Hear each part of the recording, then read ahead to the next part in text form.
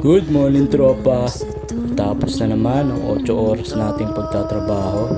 Naisip nyo rin ba tropa na halos mahigit sa kalahati ng buhay natin ay nakalaan lamang sa pagtatrabaho? May kwento ko lang, 20 years old pa lang ako noon, magtrabaho na ako dahil nabuntis si Mrs. sa panganay na anak ko. Yung iba sa atin sasabihin nakakasawa na magtrabaho dahil wala namang nangyayari. Pagkasahod, bayad utang, pagkasahod, utang uli. Pero sa dami ng pagsubok na dumating sa buhay namin mag-asawa, doon kami natuto. Doon kami natutong tumayo sa sarili naming paa. Kung mapapansin natin, mas marami pa yung oras na nilalaan natin sa trabaho kaysa sa pamilya natin. Ngayon, 40 years old na ako.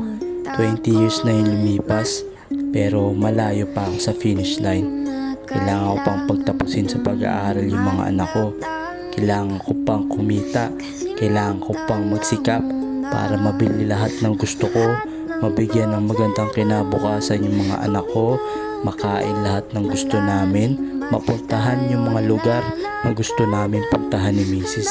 Ang dami ko pang pangarap. Ang dami pang 8 oras na dapat kong tahakin. Minsan napapagod na tayo. Minsan sumusuko na tayo. Pero isipin mo tropa, yung 8 oras ay parte lamang ng 24 oras. Kung tutusin, meron pa tayong 16 na oras. Hindi pa huli ang lahat tropa. Yung 8 oras na yan, kailangan mong i-enjoy. Dahil yung 8 oras na yan, yan ang bubuhay sa pamilya mo. Dahil yung 8 oras na yan, kailangan mong tahakin araw-araw para sa kinabukasan ng pamilya mo. Grind lang ng grind tropa.